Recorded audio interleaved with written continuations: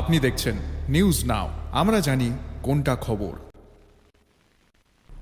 9 August আন্তর্জাতিক আদিবাসী দিবস। এই উপলক্ষে জনজাতি মোর্চার রাজ্য কমিটির পক্ষ থেকে আগরতলায় এক প্রকাশ্য সমাবেশ অনুষ্ঠিত হবে। এরই অঙ্গ হিসেবে জনজাতি মোর্চা ঊনকোটি জেলা কমিটির উদ্যোগে চণ্ডীপুর বিধানসভার অন্তর্গত পঞ্চম নগর স্কুলে এক বৈঠক অনুষ্ঠিত হয়। এই বৈঠকে উপস্থিত ছিলেন মন্ত্রী টিঙ্কু রায়, জনজাতি মোর্চার ঊনকোটি জেলা কমিটির সভাপতি পূর্ণমোহন দেববর্মা সহ অন্যান্য নেতৃত্বরা। প্রত্যেকটা চা বাগান এলাকাতে তাদেরকে ভূমি জমি পাট্টা দেওয়া হচ্ছে।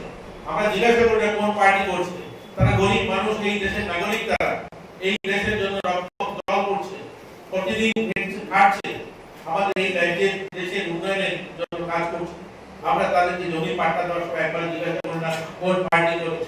আমাদের মনে হয় চা বাগানে একটা ভদ্রলোক বাগানের মেশিনের মধ্যে পড়ে তার মৃত্যু হয়ে যায়, একবার জিজ্ঞাসা করি কোন পার্টি মিছিলে যান। আমরা সঙ্গে সঙ্গে আমাদের দপ্তরকে লোককে পাঠিয়ে কথা বলে 9 লক্ষ টাকা পাইয়ে দেওয়ার ব্যবস্থা করেছি। আমরা জিজ্ঞাসা করছি কোন পার্টি